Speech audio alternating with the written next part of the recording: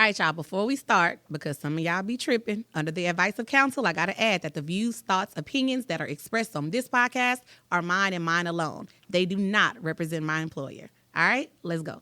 Because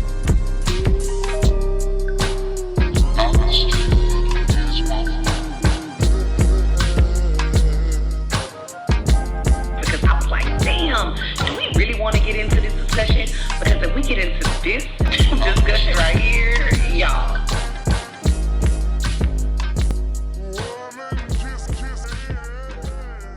All right, what's up, y'all? We are back with another episode of Reach My Forest Finest, the podcast, and we are back with Miss Ebony and Miss Muhammed. Continuing our conversation from last time, I want to go back to you, Miss Ebony. I know I had to put a pin. I saw you getting a little emotional. Yeah. I'm going to try to be soft with you, but I do want to talk about some things with you.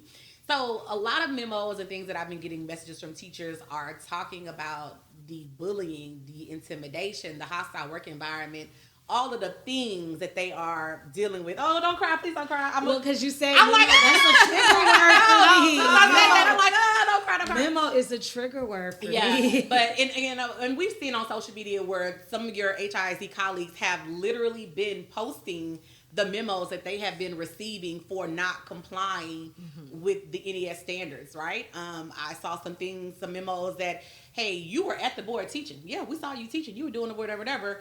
But in the back, little Johnny had his cell phone in his crotch, and now I'm holding you accountable for that. Right. You were teaching, your students are all engaged in a lesson, right, but you didn't have your DOL on the board. Right. And so here's a memo from that. Like, and the memos are not casual, friendly, you know, where I'm like, hey, girl, don't forget to put that DOL on the board, or girl, Mookie was in the back on his phone. Right. They are official letterhead. You did not follow ABC. HISD board policy states, and it's like, whoa. But here's the gotcha though: when you ask for a copy of the entire policy, no one ever give it to you. They're going to these policies and pulling out this one key word for the whole gamut. Give me the entire policy, because if you give me the entire policy, then maybe I'm innocent. But that's not you. I don't care about your innocence. We're doing everything to fit a narrative. You do what I said. Yes, and so I will say, you know, you talk about the memos, but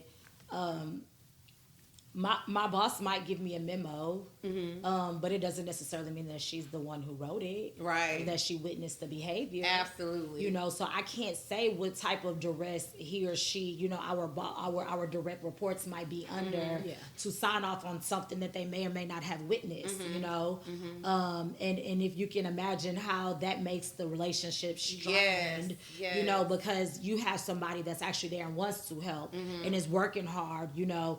But they're being put under so much pressure. But that word memo for me is triggering, because there's a lot of hostility around it. Yeah. I have to question myself every day. I'm in education because I love to teach. I've always wanted to be a teacher, right? I love to teach, and if you come in my classroom, it's evident, right? But there are days when people are walking by with clipboards. It could be nothing on the clipboards. I have no clue what's on these clipboards, right? And they're looking in your class, but when it's happening every 15 to 20 minutes, and you're trying to teach a class, and you have your students reading out loud, and you have them, you know, in circles, and they're, you know, it's like, dang, I can't even hear what's happening and model like an exemplar answer. When, you know, you want to teach, right? That's your goal, to teach. It might be a little bit discouraging. You have to ask yourself, like, what do you want to prioritize? Showing up the next day, right? Or teaching. And sometimes that means that, like, I can't teach to the highest quality, or if I do, I'm choosing to not like just focus on self-owns and focus on engaging material and pray that that's enough. Now, I will say that that I've never been a teacher to allow, you know, mobile devices like in my class, especially during direct instruction. So that's something I'm checking for. But you have the added stress of having someone lurking all the time, or someone coming in, you know, or while you're on duty standing at threshold, someone walking by with a clipboard. So when we think of hostility, it does not always mean someone yelling, right? It means putting a person in such a disarray that they can't check all the points, you know what I mean? Or they can't make the best decisions for their mental health because there are so many points and boxes to check. Just anything that's overloaded, it'll start to shut down. And I think that's how I felt. I have felt bullied. You know, I have spoken out. against some leaders, a specific leader, my principal, and I have felt bullied about it. Not directly. I've also felt, in a sense, gaslighted, when I've asked questions and it's like, I don't know. And so I'm forced to make a decision, and then that decision is later on, you're on the memo. Question. Yeah, right. You got a memo. And this person knows what they told me. They know what they told me. So now it's like, do you teach a class or do you CYA? You know what I mean? And like, do I have to detail a conversation from start to finish every time we have a conversation? You do. And then we have to think about we all got the same amount of hours in a day as Beyonce. I do agree, but I don't have somebody to document every single conversation. Right. And so I always err on the side of passion and like say, hey, I'm here for the right reasons. I like that. I'm going to teach my students. I'm going to teach these kids. When people are like, what are we going to do when NES came? I'm going to teach these kids. Like, this is what I came here to do. I'm going to teach these children, I want to, you said something earlier about like managing your students and not ever being a teacher that allows cell phones in the classroom, right? Because a lot of this, when you hear comments or you see comments on social media from people who have never ever set foot in the classroom, right? Right. As far as from them being a student in the classroom. Right. And they love to say that it's a classroom management issue, right? They act like classroom management is the easiest thing in the world. Because I always say you either got it or you don't. You either are a person that when you walk in the door, your kids are going to respect from jump, or they're not. You're not going to work your way up to respect. You're not going to work your way up to running your classroom, like a tight ship. And me, I think I have the best classroom management in the world. I feel like I could go anywhere and teach, and I'm a vibe with my kids because I respect kids. I've never been a dictator. You respect kids. I respect kids, and I know a lot of people don't feel like kids are deserving of respect, but I'm always vocal about it. I do believe kids are deserving of Absolutely, respect. people. And that's why I have the rapport with kids that I do. Some people don't like it, whatever. But I'm the person, one of the people in my building that if Lil John in the 6th grade is cutting up, hey, go to Miss Smith class because I'm going to love on you. I'm going to get you together too, right? I'm going to get right. But as much as we have that, and I'm talking to y'all, I could tell that we're all kind of one and the same as far as our classroom management style goes.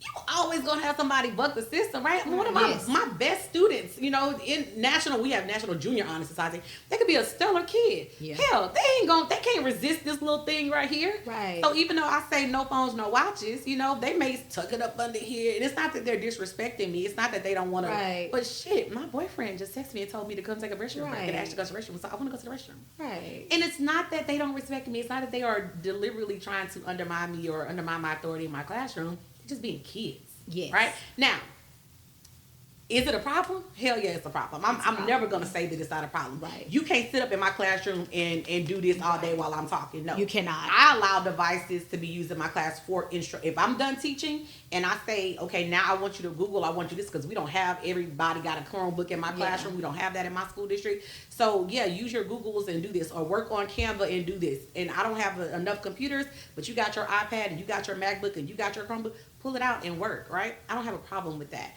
But I don't like the narrative that if 38 kids in your classroom are on point, but the 39th and the 40th are over here on the cell phone, that now you are a bad teacher. Now I'm a bad teacher. I don't like that. But I think that's how, not to cut you off, I think that's how it is now. No matter what, even my school, I'm a specialized A campus.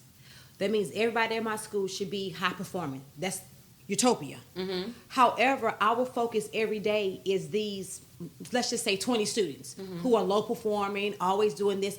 Like we're doing all these different things for these ones that's not following, and we're leaving the good ones aside. Yeah. And it's the same thing with teachers. You come to my classroom and everybody's engaged, everybody's jumping up, everybody's doing the MRS strategies because that's what's going to make us pass. Everyone's doing that, but you are not, and that's what we get docked at. Mm-hmm. So I feel like we're constantly focusing on the negative and not looking at what we were doing as teachers and our students, and we penalizing everybody for this one child mistake or this one teacher mistake when it shouldn't be that way. And I also think there's a thing that we have to think about in terms of like trust. Like if you trust that I'm a teacher, right, then you have, like if you trust me with these children, right, you also have to understand that like there are certain strategies that you may not get, right? So I say that because I'm a teacher who believes in, like you talk about the outliers, right? But I believe life is about natural consequences. Discipline does not mean punitive. Like, it is like people use discipline synonymous with punitive, and it's not the same. It just means that you get what you put out, right? Right. If you're a super smart student and you can finish your work in 5 minutes, right? As a teacher, I need to have my lesson designed so that I can continue to engage you, right? that's built into my lesson because I'm a strong teacher, right? And if you are a student that needs more support, then I have it built into my lesson to give you support. So where cell phones come into play is that like I have my assignments set up to where this is how much time I've done the student work, I've looked at it, I have honed in on this, and I know about how much time it should take. I have a plan for my push, like for my top 10%, you know, and I have a plan for like my bottom 20, you know. Right. And so I don't leave room for I don't leave room for distractions. And so I trust in that. And so I will give you the feedback of, hey, you're not supposed to have it on your phone, right? But here's the logical consequence. When that assignment closes, I said I do everything online. Yeah. When that class is over with at 10:30, that assignment closed. Yeah. Right. Okay? And if you did not get that assignment done, right? I have watched, I have given you feedback, I have given you all the tools that you need. Are there some exceptions? There are some exceptions, and I have a contingency plan because of that. But it closes, and then you become into the late phase. If you don't pay your rent late, you're gonna pay for anything. There are natural consequences, right? So when you want to get a A, but your grade is an 88, put your phone away. You get what I'm saying? You want to get a C so you can play, but your grade is a 69.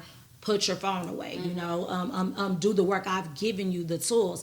And it's like my yes is my yes and my no is my no. It's nothing personal. Yeah. And so when you build those relationships of like, I'm going to give you everything that you need to succeed, I think as educators, we should be trusted to do that to the best of our ability, and trusted that we are using the tools, right. that we need to use that. I don't have to punitively force you to get off your phone, because the grade is the grade, and if you get it done, you know, I've seen somebody do this, be like, oh, I think they should be penalized because somebody told me they didn't do this over the weekend. I say, I don't care what they did over the weekend. If you show up and you know what you're supposed to know, that's what I care about. Yeah. You know, I don't care if you spent your whole weekend laying on the floor rolling around in cotton. When you show up on Monday, the test is the test. Yeah. If you didn't study and you don't pass the test, study, right? Right. If you didn't study and you spent your weekend in cotton and you did pass the test, you passed the test. It's not my job to determine, you know, what your path is. It's my job to give you the tools to be successful. Right. But we, so then I asked the question, right? This question I keep asking, like, is the system set up like this by design? And if so, what is it designed to do? Because we don't have to be punitive. No, we don't. It's not a choice requirement. we're making. I know in Right, my place, the push is restorative, right? We have all these trainings and I believe in it. Things that they send you to do to be restorative, but then when it's time to be restorative, right. everybody forgot about the training we went to. Right. Where is it? Where's the restorative practices they're not putting in place anymore? You said something in the last segment, and I want to get back on that. You said that you're resting. And I know that's like, I don't want to say it's a trendy thing right now, but I'm hearing a lot of women, especially Black women, say that they are in there. Please don't cry, because no. I'm smiling because my kind of rest and like the your face is like, I was like, oh Lord, no. What do you call it? I'm a person that like when people cry, I be like, I'm so awkward. You so stuck. I'm so awkward. No, I'm not crying about rest. I need it. There's some other people I'm noticing saying, especially Black women, are saying like this is their season of rest, or this is their resting season. And so earlier you said that, you know, this was your time to rest. You had to take a step back because things were getting so thick. You had to take a step back to rest. Right. And so I kind of want to talk about what does rest look like for you, and what has led you to rest. Not, you know, give us very broad. Yeah, I'll give you just a broad overview. I'm ambitious. I'm a mover. When my students say, I like to. I'm a bucket filler, right? So I love to put people on a path. I think that money should never be an issue. There's always enough resources, so I love making things happen. So I'm doing a lot of, I'm wearing a lot of hats on my campus and doing a lot of things. And because I have not necessarily been able to be penalized on instruction, I think that the focus has been on making sure I follow small procedural things. And I do feel like there's a lot of nitpicking going on. I do feel like that it's led to people, overzealous people who are using their power against me, or you know, and I it's not like a woe is me type thing, right? But I do notice that that NES has become a weapon for some people, yes, and they're wielding that as their badge of power and their badge of rights to overstay, you know, and I have felt bullied when I have stood up for some things, and so for me, rest has been being at home. I have been ill these past few days. I've been very ill. I felt it coming. Not only is my immune system breaking down, I've been sick more than usual. My allergies are worse than they've ever been before. But my mental health is worse than it's ever been. I do see a psychiatrist, and I see her just for maintenance every once in a while. And I also have a therapist. I've had to see my psychiatrist more frequently, and I've had to go on medication. Since the whole since, takeover. Yeah, since the takeover. And I would say there was a switch. There was a key switch that happened somewhere around November. I think my mental health started to really diminish, you know. I was, like I said, I wasn't able to get up. I was missing duty, but it was because I was my psychiatrist put me on sleep medication. I developed clinical insomnia. I was not sleeping. Some days I was coming to school and had not slept at all because I could not decompress. And before I it was like drink a glass of wine, you know what I mean? And then I noticed that wasn't healthy. So I had to increase the conversation. You know, I had to really be transparent with my psychiatrist. Of course, it's my psychiatrist. Right. But I think I didn't realize what was really, really going on until my last session with her. She had forwarded some paperwork over, and then I spoke with my therapist, and I was able to look at my chart, and come to find out I had been talking about this every session. Like I was just reading the notes because I had to turn some things over to another medical provider, and I was like, oh, like I've been in this issue. And were these all work related issues? If you don't these mind were me asking? all work related. I have been talking about my job, and I did not realize it. I really thought I was fine. You know, for us. So when you say rest, I'm like, you know, for black women, we're different. We're strong, you know. So it's like I wasn't looking for yoga and stuff. I was like, okay, well, you know, just do this and go harder, more. Go harder and show them how smart you are, and like read more and know more about the policy and know your stuff. You know, I was really overextending myself. I was really overdoing it as a sort of, you know, medicine, as a sort of prescription to the issue. And I didn't realize it until I looked at my medical records, and I was like, oh my God, I've been not okay, you know. And it wasn't until I was in a situation after work, and I was highly triggered by interaction I had with someone on admin, to the point of tears, uncontrollable tears, inconsolable tears for 2 days. And I'm not like a crier, like, you know, like I'm tough, you know. I realized, like, oh no, like the best thing I can do for myself is rest. And I mean literal rest. I mean, I could not move. Like I was stuck, you know. And I started to look at the days that I've used, and I'm like, oh my God, I've had to call in. One day I called in because I was sick, but it was because I physically couldn't get out the bed. You know, one weekend, and it's I wouldn't say, you know, I'm not going to say I'm embarrassed to say this, but it's hard to say that when I really realized there was a problem. I remember going to bed on a Friday, staying up all night trying to get some work done. And I try my best not to work outside of school. I use all my hours inside the school, you know. I remember having to get some work done and, you know, communicate with some parents. And that was a Friday night.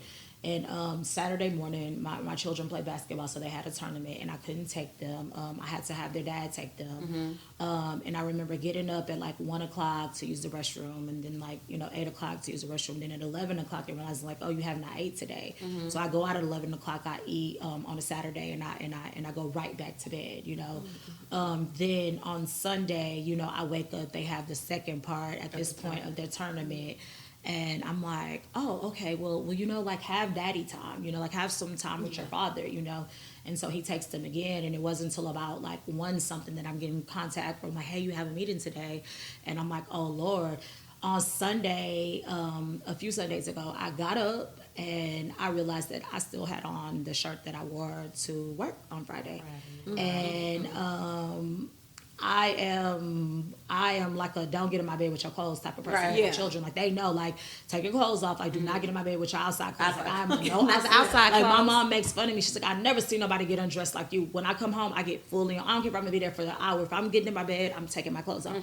I had been in my clothes, you know, and had barely ate, and I'm like, oh, this is an issue. And so I went to work Monday, and I just remember crying Monday night and not sleeping, and then going to work on Tuesday and just really feeling out of it the whole day.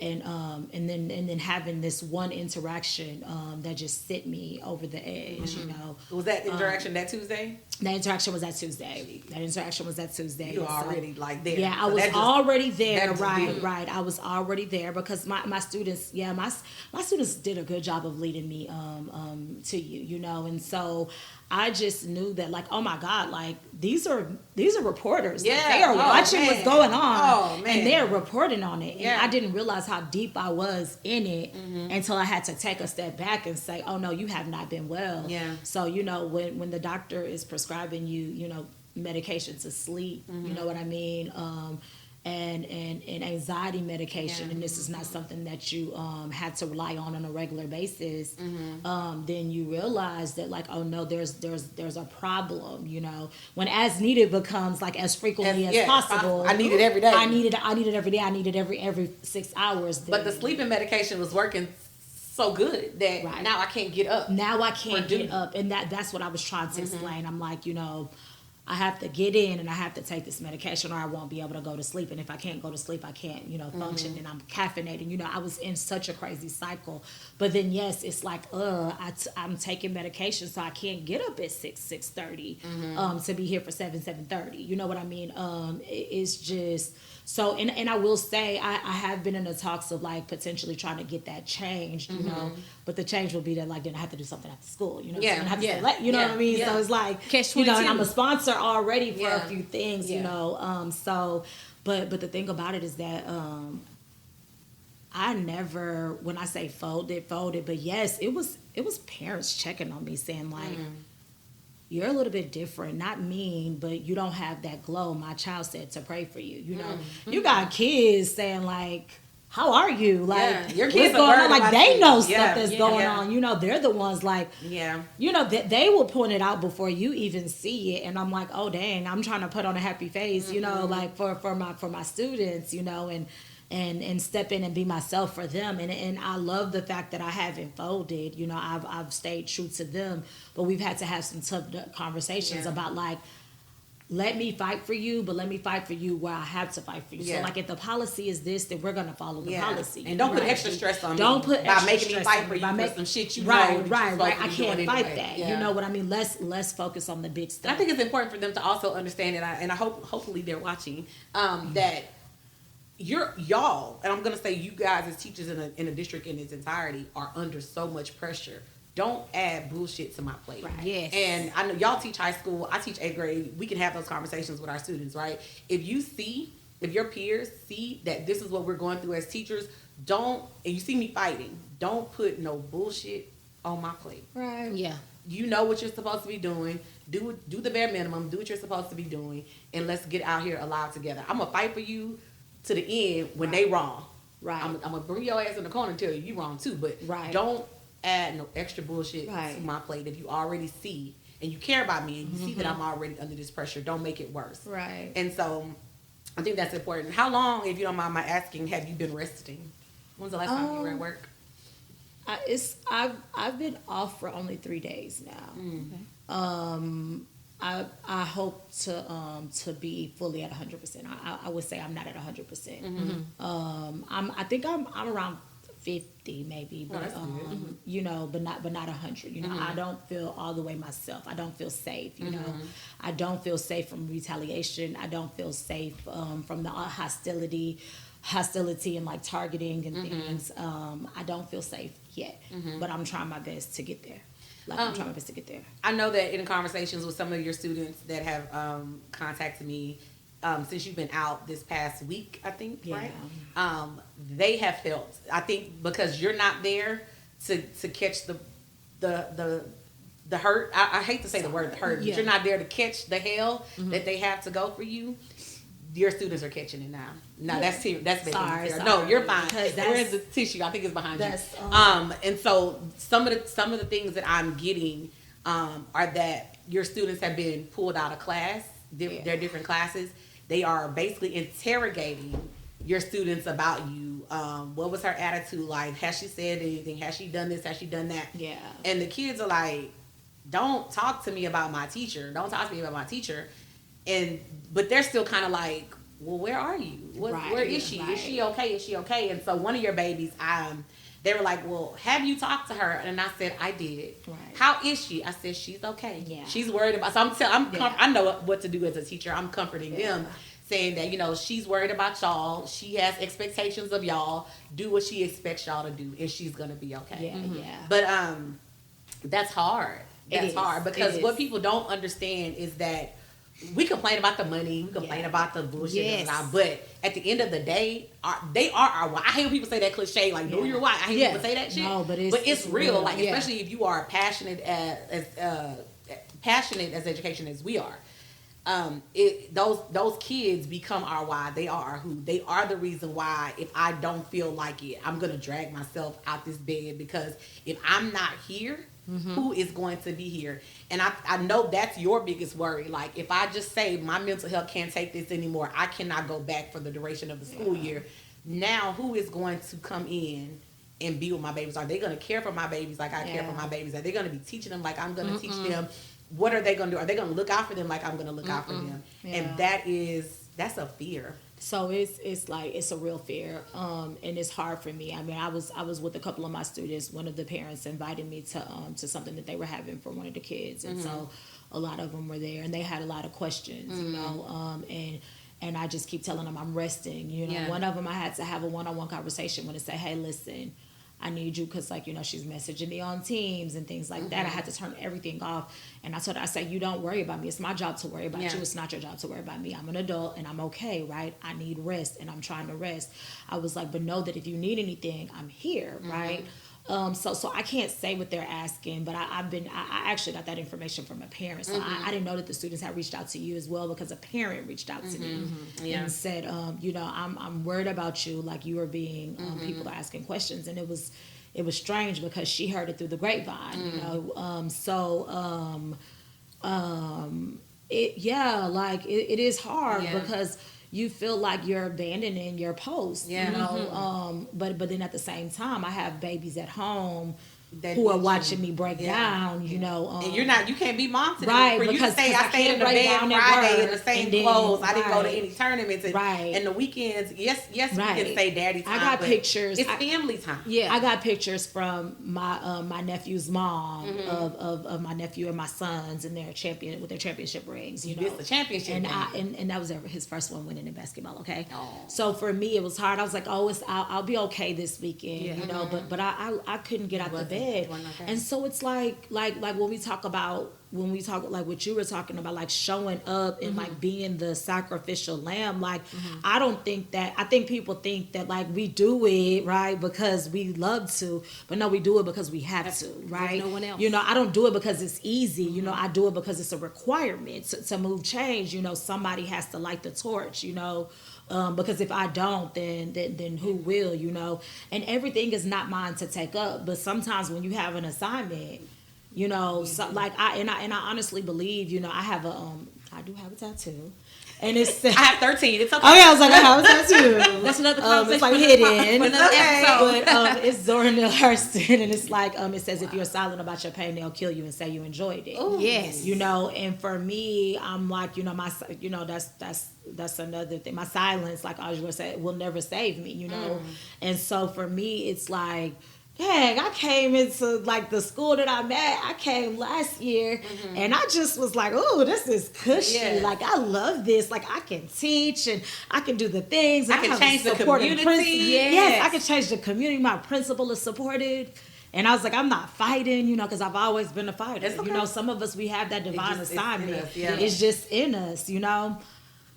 Man, I signed on for the next year thinking like, oh, this is my, you know, that with other some kind of extra rest. money too? Yes, with some extra money. This is a different kind of rest they're talking about. I'm going to go to yoga and I'm going to brunch on the weekends and spend my money getting facials. No. Therapy, co-pays, right? Yeah, and that assignment has come back and I say, well, damn, I'm always in some place where I got to make some noise. You know what I mean? And, it's in me, you know. That's what I mean. It is, and so I really try to walk the line, and I'm going to walk the line. I'm going to do the things. You're not choosing to be. Right. I hate the word compliant. I'm gonna tell you that right now. I hate that word compliant. But you are not trying to break policy. You are Right. not, but you are calling out, from what I gather, from what I'm gathering, talking to your students, from what I'm gathering, talking to parents, you are not falling for the banana in the tailpipe. No, not at all. You are questioning the logic behind the decisions that they are making, Right. and you are questioning if it's best for your student. And I know, Ms. Muhammad, I know you're a different kind of fighter, because your students in my comment section, free Ms. Muhammad, right? They going hard for you. Yeah. So I'm like, okay, I'm gonna delete that comment because I don't want your face tied to like delete, but they going hard. Free Ms. Muhammad, free Ms. You know, Muhammad. and it's so funny you say that because, my boys still go to the school. And so I was at the school Friday. Friday was spring break, so all the kids come out getting their report cards. Everybody's coming to the car. They want to know what's going on. Because the rumor is that me and my principal, Ms. Vega, had a fight and I won. I was like, oh, y'all think I'm a fighter? Oh, Those rumors. They so messy. I said, oh, y'all think I can fight and I won? Oh, I just love y'all to death. We having this conversation. And my principal, because she just has this just vengeance, she was so enraged that they were at my car. Now, mind you, I don't get out of my car because I have to leave my school at 3:30 to go pick up my daughter for 4. So I don't have time to even talk to any teacher. I'm literally running. She literally got the parking lot full of children. She literally came to my car and had these children move. Because you have so much vengeance in your soul, because you're mad, because you're ineffective. You're one of the 3 that Mike Miles talk about as being ineffective. That's you. And so you mad. And so you constantly deal with this because, like your students, they are coming to my car. What's going on, Ms. Muhammad? We're not learning. We're doing Apex all day. We know Apex is for credit recovery. It's STAR. We're not doing anything. We're in your class. I'm skipping all day in your class. I'm playing Fortnite. This sub doing this. We're not doing nothing. So at the end of the day, you let your ego, because all we're doing is running by our ego. You let your ego dictate what's going on. And at the end of the day, is it really about the students or is it about your ego? And so my students are constantly saying, we're in this class. You're the only 9th grade English teacher because we're at a specialized campus. We're not learning. We're not learning. Right. And that's where we are. And so I feel a certain type of way like yourself. I feel that I abandoned my students. I don't feel like I'm closed. So granted, I'm getting my rest, but I can't really rest. Yeah. Because this is not summer. Like I have something to be graded. I have Right. novels I need to finish. Right. I have all these different things that's not done. I didn't get to say my goodbyes. I didn't get to come out of my classroom. So I don't feel that I can actually rest because I have so much unfinished. It's commas and not periods. And so I'm a little disturbed by that because at the end of the day, give me the same thing you want me to give you. Let me have finished out or let me do something and not just seem like because you got mad in this moment. Because again, you're 1 to 3 that's ineffective. You're mad and now the school is going the way it's going because Miss Muhammad leaving your campus has not improved anything. It's actually make it worse, still making it worse. Parents are still getting on you. All these different things. Because again, what is the benefit of this? So are we really for children or are we really for ego? But it takes me back to what you said earlier about the capitalist. I'm here for the paycheck. Because when I looked at the compensation manual of the guy for next year, I'm looking at some of the very people that y'all talk about as far as the executive directors in the areas. Yes. We're talking about upwards of $210,000 a year. Oh. And so when you Yes, say, it's like I think $235. it starts at like 170. Yes. And if I'm not mistaken. So when I look at that and I say, oh, this is what they're paying you to make people's lives hell. Right. And I listened to yesterday and just this morning, I guess Mike Miles had a principals meeting on Friday or something like that, where The like audio recording? yes. 120 principals that you're effective or you're not effective, and some of y'all not gonna have a job. And the way he's speaking to them as, do not go outside of the chain of command. Going outside of the chain of command will not work for you. Basically, if you don't want to get out, you can go right now. Don't make us wait. You can go now. And so if I'm hearing him talk like this to the principals, right? You haven't heard that recording? I have I'll not. let you play. I'll listen to it. Listening to him talk like that to the principals. Now it's like, oh, you're under pressure because he on your ass, so you got to get on your students' ass because I need this. I don't want y'all doing no star review in the classroom, but I still need the data to look like this because it seems like it's more important to prove that the way I'm doing this, the way the system I'm running is better than anything else that y'all have going on, and that y'all are going to get the results with the system I'm running by any means necessary. Yes. And so he's talking to those principals, and then he specifically says, there are 4 or 5 of you that can go right now. So if I'm listening to damn, how empowering is that for me? How am I supposed to take that, leave this meeting that I'm sitting in here with you, and go back to my campus and lead the people? How do I? Yeah, and how so do I I do don't, that? I don't think that's what's happening. You know, I keep going back to like there are some good people. Like I know my direct boss. You know, when I sat in my middle of the year meeting, I felt floored because she had pulled out like you know you've done this, you've done that, you've done this, and like she's like you're seen. I know you don't think so, but you're seen. And the worst feedback I had from her was about my attendance. Like just don't be tardy. And it But you I know why I'm literally can't tardy, get out of right? bed. Like I Right. can't get out of Can't get bed. up But it there. felt good, but still it felt good to be seen, Right. right? But then yeah, but then at the same time, I'm watching her and so many other people run around, and I'm saying I only can talk. Everybody has their flaws. I can talk about the person Yes. Right. that's leading me, right? I see her and other people running around. And while I have not been treated poorly at all by my direct report, sometimes I feel like because of that, I'm being treated poorly by other people. And then that makes me think if I'm at the top and I want you out of here, I want to fuck with you by any means necessary. But the middle person between us is making that difficult for me. I wonder how the person at the top is making life difficult for them. And see that's why I try my best to be like, that's why I try to use my empathy hat. Like, hey, like just like we don't want the students to give us issues. Yeah. I be like, I'm sorry. Like I'm gonna do what I'm supposed to do. I want them, every time it's like, hey, they didn't tell me to tell you. I'm sorry. Yeah. And I don't know who the they is. Like it very well could be her. It very well could be nobody. Like who knows, but I just know how I'm treated.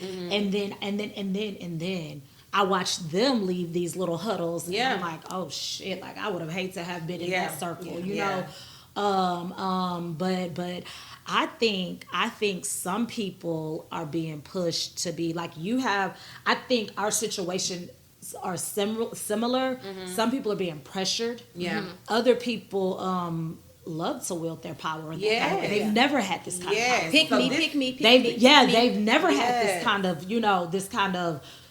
there's this brazenness of like, oh yes, like and you could see it come out with the interactions. And I'm gonna say this, and I'm gonna just touch on it and get out because it created some drama on TikTok when I said it the other day. But what I noticed about your two situations and the people that are directly over you in your situations, the names are very similar. The people are very similar. The cultures are very similar. I'm gonna just say that. I'm gonna just and I'm gonna back up. Yeah. I'm gonna back out. But when you talk about power, how can I say this? Some of us are given power from the day we enter this world. Yes. Right. We are afforded the privilege of power from the day that we are conceived and we enter the world. Some of us have to fight like hell to get a little bit of piece of the dream and fight for our power. Is that the dream? And then I'm gonna just leave it at that. Yeah. Hopefully everybody can get where I'm going with this. But some of us are being given power that nobody ever would have ever given us. And now the part about it is that like, and I need people to understand that history really does repeat itself. These are cycles, You're given this power, but what's implied when you have this power is that you have this power because you're not like them. Yeah. You're different. You're a little bit better. And the implications of why you're better, right? They don't have to be they're not explicit, but there are implications of as to why you deserve this power and you deserve this, in this space. Because but I feel like it's kind of like reverse affirmative action. I don't even think that it's necessarily that you are even qualified. It's because if I have to pick the lesser of the two evils, I'm gonna pick you instead. Because I feel that just in certain situations, just across the gamut, you're putting people in power because you might be this minority or that minority, but are you really effective? You mean to tell me on paper, you're picking the lesser one and putting this lesser person in that's not effective at all and expecting to make a change. And they have no idea how to walk in a straight line and chew gum at the exact same time. But because this person is this, you feel they're going to be effective. I think sometimes we confuse like race and ethnicity. Yes. Right? So like for instance, I question the person that's leading my campus if they are truly a minority, right? In the traditional sense of like they have not been able to have the same privileges as other people, and I say that to say that, when I check my box, Black, right, or African American, then it asks me, am I Hispanic or not Hispanic? But If you check Alaskan, Pacific Islander, European, white, whatever, European white, but still you check Native or whatever, that Hispanic and not Hispanic question is still going to be there no matter what. So there's a difference between the skin, right, and then the ethnicity and stuff. And so I think that inherently just, still kind of trying to touch it, but not I think that matters when you're dealing with students of a certain community. But then to also think it matters too when we talk about it. I mean, I always go back to Booker T. Washington, W.B. Du Bois, the talented 10 and the, lack of a better word, the workers. I think it's the same thing. I can go to any inner city urban school as a black woman and say, oh, I'm black. We got the same plight, but no, my plight's a little bit different because my station in life is maybe a little bit different from a child who grew up in the bottom of the third ward. Right. We're still same color, same, but we're not just based on our stations. I think that matters. Where are you putting these people at? Even though we might be the same color, same race, same, and this, what is the stations like? Because I still can't connect. Right, exactly. If my parents, literally, if I am African and my parents came from an African country to me, I'm not the same black, so the conversation is totally different. So we cannot automatically think, but because we share the same skin color or the same ethnicity, guess what? You are not able to connect to these students. And I think that's a problem. I think that's the problem we're having in my school. Yeah. The students are from where they're from, and that's their culture, and people should take that into account when certain practices are put down. And the heavy policing of students is something that they're used to in their community, and they don't respond well to it. Well, not even necessarily, but I think too, even some of the situations. I mean, we had the conversation before. My demographic of my students, yes, my school is more Hispanic populated, and that's all parts of it. But they're different type. Their generations have been here. They come to school wearing Louboutins. So if you are a Mexican person or Hispanic person that's just coming to America yesterday, the conversation is still going to be different. They don't have the same understanding. They don't have the same. So I think we need to make sure we're putting people in places of power across the board, that you're kind of matching up so there's able to be a connection so that they feel empowered. Because you coming up talking about, oh, this is my life.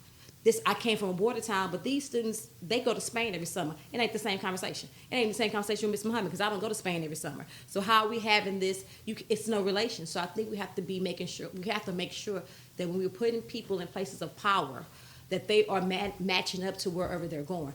Now, it might not always be 100% match up, but something that makes the connection. Or that they're able to recognize. Yeah, recognize. You know what? It sounds like from the top they're not able to recognize. Like, because I mean, you're a Spanish speaking person, go over here to a Spanish speaking. But no, and it's not like that. I mean, because when we talk about privilege, it goes in so many different. Privilege is so vast. It's so many different. Top teens, or Jack and Jill. You have these soccer clubs. You have all these different things. Those are all different levels of privilege with different levels of different ways. How do we make sure that these children are getting the right representation? Right. Yeah. Boys and girls club, all these different things. There's certain demographics, but we have to make sure that it aligns. And sometimes it's not aligning correctly. And everyone to come in and say, I'm black or I'm this and I'm that. And it's a connection, but it's not. And so that's where the ball, I feel, is dropped. Even with our curriculum, it's dropped there.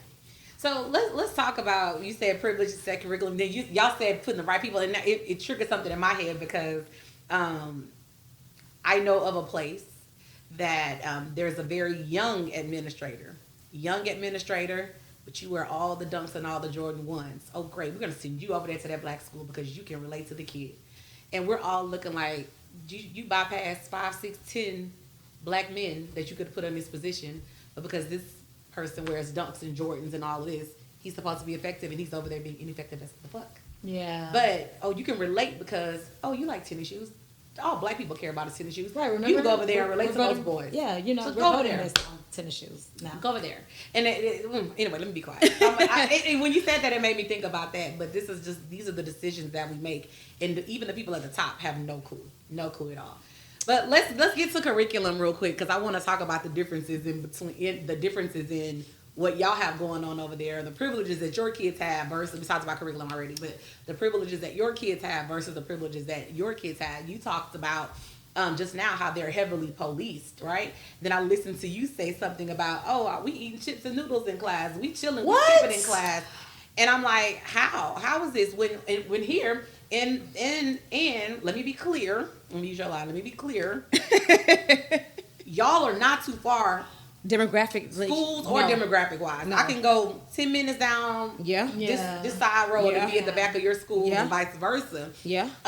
But it's the privilege of the type of campus, the specialized campus and the rating from the state that your campus has versus Yes. the community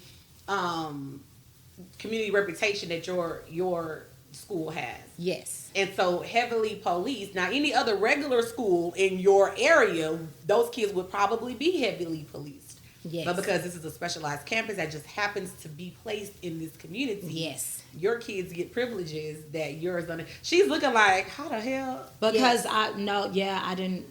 Well, by me, let's not just make it only to my school, but specialized campuses in general. But then but let's talk about it. It's even a different privilege in the specialized campuses. Because I'm at South Early, there's other campuses that are specialized. You're talking about your law enforcement, your HSPVAs. Those are specialized campuses where the dress code of certain things is totally different. So it's still levels to this based on, again, demographics. And so, like, even with us, the NES curriculum is an option for us. It's an option. Okay. So, like, as a ninth grade English teacher, I'm on a 90-minute block. So I see my students every other day, and I'm just going to go with just a prime example. The first 6 weeks of school, we read Jason Reynolds' Long Way Down. I did, because I am a novel girl. Like, so I'm going to read novels that represent my demographic. I'm not reading nothing. We're not reading Of Mice and Men. We're not reading Lord of the Flies. Granted, I do love a little Holden Caulfield every now and then. Listen. Let me be clear. I keep a copy in my closet. I'm reading all the time, but I'm not introducing that. I feel that in order for students to connect to literature, it has to look like them. Yeah. They have to exist. They don't want to keep reading about slavery and marches and all. Can we just live? And so I'm always bringing in books that kind of let children see themselves in some form or fashion where they're able to connect to it. So literally my book list this year was Long Way Down. It was Poet X's, I'm Not My Perfect Mexican Daughter. It was The Pact. It was Born a Crime. It was one of my favorites when I was at Yakes. We read Nathan McCall Makes You Want to Holler. Those were my novels for this entire school that my school purchased. I have the curriculum, and we had different activities that went with everything, so we did that on top of using a college board curriculum. And granted, I still had to have my DOL. I still had to have my learning objective, but it was still different. No one was really coming to our classroom making sure that it was like done with fidelity. I would say this. I noticed, and not just me noticing, that when there was a principal's meeting, then maybe you had 2 or 3 days when everybody's coming in with a whip. But after a while, it would slack down. Yeah. Then another principal meeting come up, now we got the whip. Then it would kind of slack down. Nothing was really consistent. Or it might be I'm coming into your classroom all the time, but never coming to yours, and we're right next door. Right. Or the right same kind. So I would not say that across the board it was fair, because before I left my campus, teachers had not even had 3 spots from October to now. So it's all just not consistent on my campus based on just who our campus was. And so with the curriculum, everybody for the most part pretty much pulled whatever curriculum they wanted to use to be effective. It was no, you had to use NES. I pulled from NES for some things because I did find that some things worked, some things did not. But I did notice how with the NES curriculum that it was very timed. And I did, for me personally, I was like, I don't like this, and I didn't get a chance to talk to anyone else who did NES. But what I saw, it was that it was timed, and I felt like that, from my understanding, that if the child was already on grade level, NES curriculum works. If the child was not on grade level, it did not allow for you to go back. So, for example, essay writing, cool, not a problem. If your child is on grade level, they can write this essay.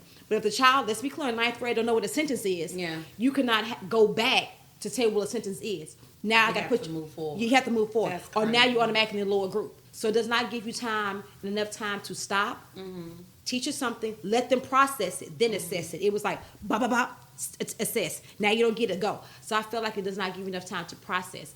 I do feel that the curriculum works best if the child is already on grade level. I feel that if they're not on grade level, and it's just from my limited knowledge, if they're not on grade level, it's not a beneficial curriculum because it doesn't give you enough time. I think even if you are on grade level, I need to process. For me, I'm a visual learner. I can't keep going like this. And I feel like that it needs to be modified from that standpoint. But again, I'm at a campus where that was optional.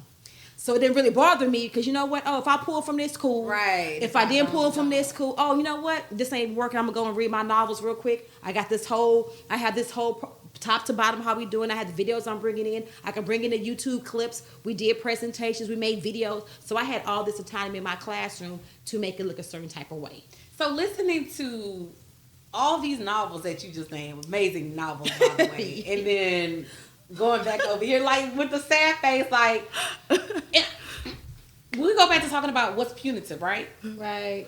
To me, that's punitive. That's punitive. I asked you earlier about libraries and access to novels and things like that. and punishing a kid, because let's be real, right? The campuses are NES campuses because they are low performing or determined to be low performing in the future, right? So if your reading scores are low, I'm going to punish you by not letting you read. But it seems like it's not a punishment, right? Yeah. But it is. This is what's best for you. Right. It's almost This like your is best for oppressor you. telling you what's best for you. Like, you know what's best for me. You know what's now, but I think, okay, if I get some dynamic teachers in like yourself that could say, hey, I can get the reading scores up. Give these kids choice. Give me autonomy. Let me read literature that they can see themselves in. Let me ask the questions that I want to ask. I can do the rhetorical analysis. I can do the higher order thinking. Yes. I can do critical thinking. Yes. I can do all those things. Give me the books that work for my kids, and I got you. But instead, yeah. I mean, even I will say, yes, like teachers have been instructed, like, do not go off script, right? Do not go off script, right? And so so they've been instructed not to go off script. Right. So when you talk about it being punitive, the school that I came from, I saw a lot of problems with it. The district that I came from, a lot of problems. But the one thing I will say, and I can't speak for every other, every other team, but that English team was, when it came to ensuring that students were vertically and horizontally aligned, that from each grade you were getting like the richest and the strongest text that really like mirrored your community. Yes. The only issue is that I came from a charter. These are the same children in the same community, right? So we can't say it's about where they're from. These are the same students, right? It's about who you've allowed to have access to, access to this information and who you have not. So it might not seem punitive, but when you have students that are graduating here, regardless of the reasons, because like I said, I'm not here to defend, any. There are some issues with charter, but in terms of curriculum, allowing a student to see themselves, right, is a form of empowerment, and that's a reward. That's but we're taking away the reward, and we're saying, oh, you're only worth being able to complete the STAR the STAR assessment that's aligned to STAR. This assessment that's aligned to STAR.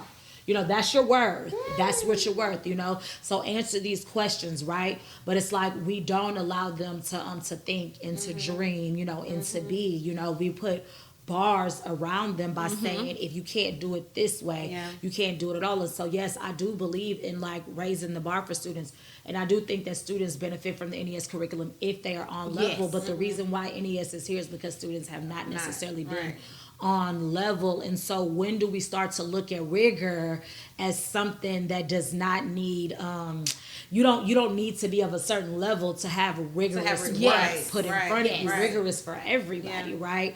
How do we say that you are enough as you come into the classroom, and that I'm focused on your progress, not focused on you meeting some arbitrary list of teaks that say that you're somehow like ready for the world, But I think you have to look at it from that standpoint. That's a good standpoint, but also I think you have to have some type of measuring stick for ready of the world. Because when those children matriculate from 9th to 12th grade, what is the plan for that, and are they prepared for that plan? Regardless of the school district, superintendent, when they go to the one of the top performing private schools is Kincaid in Houston. When they leave from Kincaid to go to Rice, what are we measuring to make sure that they're properly ready for the world? I will say I hear you, and I think that education is beautiful in that way, right? Because I personally, my undergrad is from Prairie View, but my master's is from Rice, and I did not graduate top of anything, right? I failed out of my first year in college, right? So was I ready for the world? That's a question, right? But I did the work to get there because that's what my goals were, right? All of our students, their goals are not to go from, Kincaid to Rice, of right? Course, of course. Yeah. Whatever school to like this school. Some of their goals are to have a specialized welding, like specialized knowledge in welding, which is an intelligence of its own, right? Intelligence looks different across the board, right? Everybody does not plan to go into an academic setting, I have a student that has, I have students that have amazing spatial, what is it called? Spatial reasoning. And they can draw you and it look like you sitting right in front of them, right? That's a different type of intelligence, right?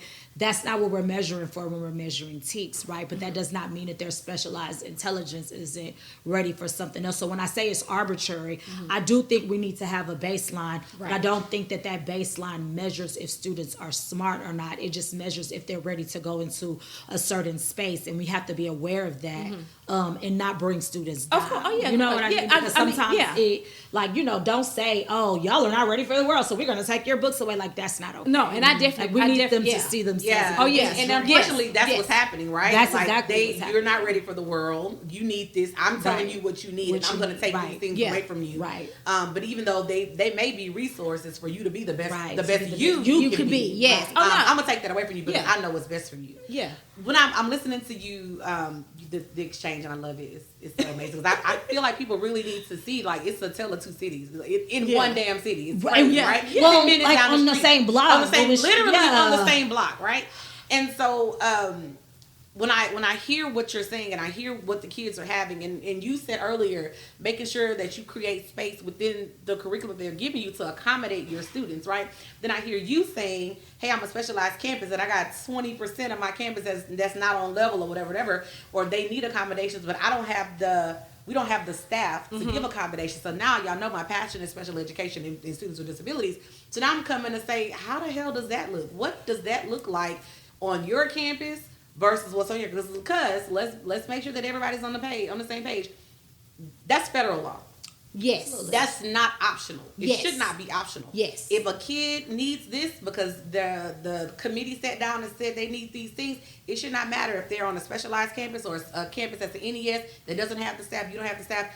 This is what they said they needed. This is what a committee said they needed. This is what we all signed and agreed to provide for that kid. So what do those provisions look like on your campus? And let's talk about what they look like on your campus.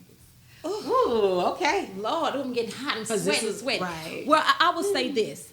On my campus, prior to me, taking my teacher jail, my sabbatical, You my in teacher jail. jail. Teacher You jail. feeling teacher Okay, you know jail. what I'm saying? Me doing my time, it did not look the way I have seen it implemented in the district over like I said, I've been in the district since 2017. The way I've seen SPED implemented from middle school and elementary to where I'm on my campus now, I don't even know what it is. It looks weird to me. Yeah. I do not feel, and I've said this before, I've been very vocal about this on my campus. I understand that when you have a kid that is SPED or 5 or 4, we're all about inclusive environments. I am not going to debate that. It is what it is. But I think we have to be smart as a campus. Because let's be clear, there's a shortage. There is a teacher shortage in the world. Let's be clear. So we understand that. However, when these babies are coming to our school, whether it's specialized or comprehensive, like your school, can we support this baby on our campus? And for my campus, a lot of things that needs to be done, we didn't have the support for. They were not getting the support that they need on our campus per their IEP. I know how to read an IEP. I have sat on 10,000 R committees, MCRs, all these different things. So I'm clear on what the vernacular is, what it looks like, and what is that. Because I'm going to ask this question. Oh, excuse me. This ain't even my kid's out birth. But I want to know, what does this mean? So that way when I talk to the parent, I can tell this parent, hey, I am doing this for your kid. It says this, but I'm giving extra this. I'm all these different things. So when I have a conversation with the parent, I've told the parent what I'm doing to ensure success for their kids. What is going on my campus, especially with, I'm going to say my 9th graders, I'm only going to speak to that, it's not being done. So now you have kids who are failing. They're literally failing because if realistically, when they've come to me to tutorials, I'm able to say, okay, you know what? I'm going to pair you two up with this person. Or I'm going to pull you aside now because I have time to help with you one-on-one. This little help with you one-on-one, you got the assignment. But in my classroom, because remember, I am at a high-performing campus. The expectation is when you walk through this door, I don't have to perform all this pull-out, push-in. That's like what we're doing is that. Realistically, this is the expectation.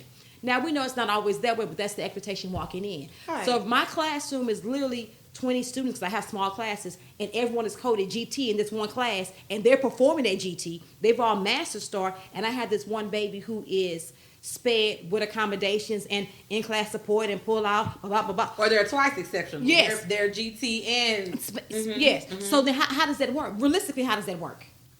So it's not being done. And when I speak up, I've been in meetings with district personnel and say, okay, well, on my campus, I know for a fact these babies are not getting what they need because per their IEP, it says so much in-class support. The response is basically get it how you live. Okay, so then when I talk to the parents, because I know that when I pull this kid aside after school, during lunch, or wherever I do it, I've seen this. So if we had the support, well, it's your responsibility. So it's constantly that they're not getting what they need in order to ensure success. And I do not know if realistically parents understand, back to our original conversation, what it's supposed to look like. What is this terminology? Because you sitting down, let's be clear, parents are not, for lack of a better word, dumb. Right. Certain terminology we know as teachers, medical professionals know certain terminology, so it's not like that these are dumb people. It's just what you're used in your career. So when parents don't know, they just signing their name or saying what's going on and not realizing, hey, do you know what this means for your baby? Your baby need this. Your baby supposed to get extra time. Legally, they're promising to give your baby. They saying this, and this. Now, Miss Muhammad is doing this, but keep in mind, because Miss Muhammad is doing A, your child still didn't get B and C.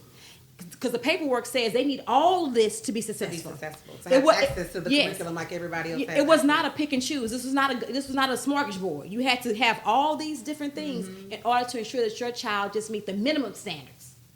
And if that's not, so that I know for when I left, that was not happening on my campus. So that's on your specialized campus, where a high performing specialized. And mind campus. you, our at, let's just say, remember my school is small, so 420. Our SPEDS 5 work population is not big. I want to say at the bare minimum, I want to say, and I could be wrong, but it's no more than 20 combined. Okay. So I know it might be different at your campus. So versus now your campus, what does that look like? What does facilitated support or in class? I don't know. Everybody calls it something different. What does that look like at your campus? So I guess I'll just pick up where you left off because I have a large population of my students are emerging bilingual. Okay. So they require certain things to be done in order for them to be able to meet the curriculum and stuff, which is not a bad thing, right? Of course, I love that last year during my first year when I was being supported, I was able to focus on that since I had such a large population of emerging bilingual students, like how to integrate things that will work for my EB students, but also work for other students, right? So I'll just try to bullet point this and be like straight to the point because that's very unique to have that small amount. What I know is that there are at least 4 caseworkers across my students. I know one comes in on a regular basis to support their students and gives them their 30 minutes or whatever it is and make sure they get their meetings, right? Not only supports them, but supports me to support them. That's one out of maybe 4 caseworkers that I deal with who have come by and said, sign this paper and have moved on, okay? And so this is not best case scenario, but I'm going to answer your question with a question, right? If you only have 45 minutes, right, during the beginning portion, right, and that does not take away the students that we're not going to say, hey, like you have 45 minutes, so I'm not going to put anybody that needs support into your classroom during that 45 minutes. No, they're still in the same classroom, which lawfully they should be. Yeah. You have 45 minutes to figure it out, right? I'm going to require that you write their accommodations. I'm going to verbally tell you that you're required to write their accommodations or whatever you use. Either use a stamp and check them off on their paper or put them into some sort of, worksheet that says what you've used, right? But I'm also going to send down a mandate that says that you cannot do paperwork in class. You're not allowed to fill out paperwork in class. You need to be teaching, but then also send out a mandate that says that while you're teaching, make sure you're monitoring for cell phones. Then when it comes time to pull and see something like potentially if a student has an MDR, it's hard to determine if their behavior was a manifestation, if it's determined their behavior was a manifested when you don't necessarily even have the baseline knowledge of what this student needed to start with, right, to be successful, because the behavior and the academic often go hand in hand, especially depending on what your disability is. So I would say that the support has been sparse. Okay. I have one. I had one teacher that comes in on a regular, consistent basis. So I'm gonna stop right here and I'm gonna just look at the camera and say it sounds like parents of these schools, y'all need to reach out to an advocate because it sounds like needs are not being met. It sounds like documents that y'all sign and the campuses and the districts agreed to are not being upheld. It sounds like y'all are sitting on, whatever. I always say it. Like, people be sitting on gold mines and don't even know it. Because I know that in certain places this would not exist. And I'm gonna stop it right here because I know we gonna be cut on time. I'm gonna just stop it right here because now I'm gonna get angry again because it's so unfair that I know in certain places, because I have friends that work in all parts of HISD, and I know that the things that are going on, in certain areas, I'm not even gonna say names because I don't want nobody to attach themselves to me, but things that are going on in certain sides or parts of Houston would never go on their campuses. Absolutely. Because the community will not allow it. Those parents have money, power, and privilege, and those schools, those principals would not even try it. They come in with advocates and attorneys from the jump. Yes. And so that paperwork is pristine in comparison to the paperwork I looked at from people that came from your campus, the other campuses. Paperwork looks like shit. And it's unfair that people are doing that to kids, and people in higher admin are allowing these things to be done to kids. Because where are the checks and balances? I'm going to stop right there. Thank y'all for coming. I feel like we could be talking all day, but like I be on the time and I will just sit here and run my mouth. But thank y'all for coming. I hope you're well. Your kids have definitely been worried about you, looking out for you. So you got some great kids and you got some great parents. They're amazing. So shout out to y'all for checking on your teacher, and give them a message, tell them what you need from them. I need them to do what I've taught them to do. Hello. You know what I mean? I need them to do what I've taught them to do. The master's tools will never dismantle the master's house. So do what you're supposed to do. You know what I mean? Like, follow policy, but also prepare yourself, arm yourself. I love that. And your kids, free Miss Muhammad, you want to give them a message? Let me tell you, I see my children every day. Every day when you coming back. So I'm just thankful that at the end of the day, I have not been called a trash teacher by my district. Hello. I have not been called a trash teacher by my students or even the parents who I know. So now, and so for me, I take solace in that, knowing at the end of the day, it's your ego. Your ego will be your downfall because you cannot back up and say, you know what, she was trash, she got what she deserved. You're suffering. So I'm sitting back and watch this crumble because I know who's going to still be standing. And we'll be honest, I'm good on any block. You know what I'm saying? I'm going to be good. I'm going to be good regardless. I'm good. Yeah. Because I know my parents have been rising up. Yeah. And I was telling someone on my campus, I said, parents are rising up because as teachers, we make connections with parents. You're in your building where the parent trusts you. Well, hey, go up to the math class. I can't reach the math teacher. Can you tell me what's going on? And now you're facilitating across the whole building because you made relationships with this parent and they trust you to look out for their kid while they're there. Because guess what? Life is life. I can't always leave. So when that one person who they trust to watch their kid and do the right thing by their kid is no longer there, now they're mad.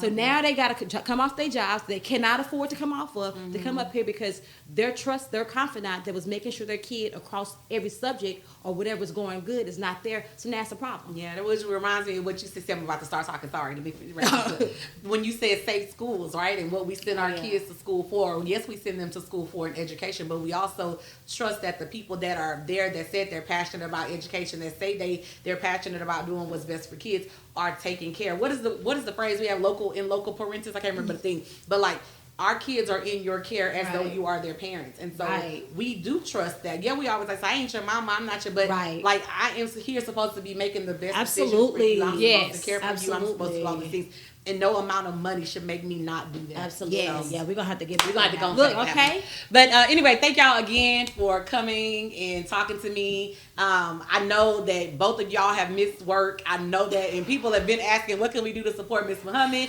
And I know they're going to be asking what they can do to support you. So anything that we can do as a community, anybody that follows me on social media, what they can do to support the two of you. They can just hit me up in my inbox and we just go from there. Like, they have I think I might be tagged in your stuff now. I will say, I didn't know if you wanted me to tag you. Girl, you know me. Tag me. Shameless plug. The way that you can support me is support my students. My students are going to Japan. Okay. And so it's so funny because through all of this, I say we still going to Japan. Okay. You know, that's my biggest phrase. We still going to Japan. Okay. You know what I mean? Wow. My students saw that I took a trip and they were like, we want to take a trip too. I'm like, the world is your oyster. Let's take this trip. Yeah. So we're going to Japan through EF Tours, and I actually put together a few fundraising. Okay. Yeah. So I'll send you. Please send me that so I can post it. And I want to make sure that whatever you do, the funds are going to your kids and Yes. not to the school, because I don't want the school to have Yes. any Yes. ownership of what you Yes. do in your funds, because we know they like to use that. If they can't get to you, Then they're gonna get to your exactly, babies, and yeah. they're gonna try. Yeah, so so I it's just want to through make it's sure. through EF Source. Yeah. Even though HISD does have a